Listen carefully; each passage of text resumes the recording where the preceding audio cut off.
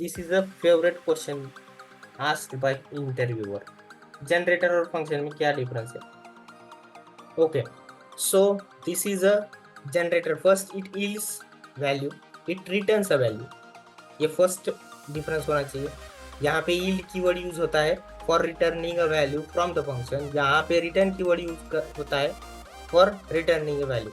So that is the first statement. Second statement क्या है? It remembers the state when it is generated. For example, next function जब हम use करते हैं iterator generator object के ऊपर, it remembers the state, right?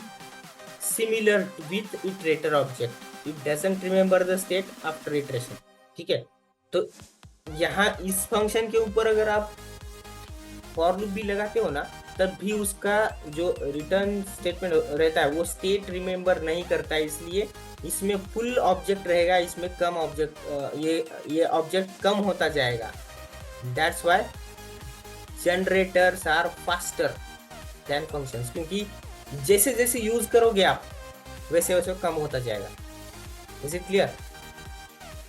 तो seventh है generators are faster than functions. Functions are slower than generators and iterators.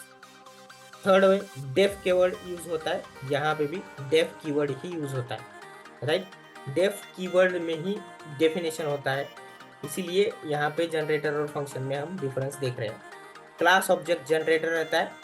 जब आप ऑब्जेक्ट डेटा टाइप देखते हो, टाइप करते हो, तो क्लास जनरेटर रहता है वहाँ पे, और यहाँ पे क्लास फंक्शन रहता है. Supports next function, it doesn't support next function because it is not an iterator kind of, it is not similar with iterator और generator. It optimises the memory by retaining its state, it doesn't optimises the memory. समझ में आ रहा है क्या? क्योंकि retaining state करते समय वो अगर हमने एक वैल्यू हमने कैप्चर किया तो वो वैल्यू मेमोरी से हटा देता है वो, और उसका जो ऑब्जेक्ट रहता है वो कम हो जाता है. Are you getting my point? Object की साइज जो है वो कम हो जाती है.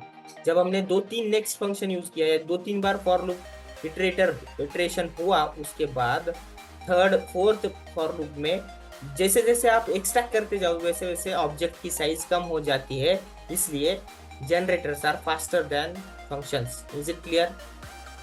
Both generators are iterators and iterators are similar, right? तो यहाँ पे एक पॉइंट है. तो अगर इटरेटर अच्छी तरह से समझ में आए तो जनरेटर में कुछ दिक्कत ही नहीं होना चाहिए. Generator just generate an object जो कि हम यूज कर सकते हैं, इसीलिए उसको जनरेटर नाम दिया है.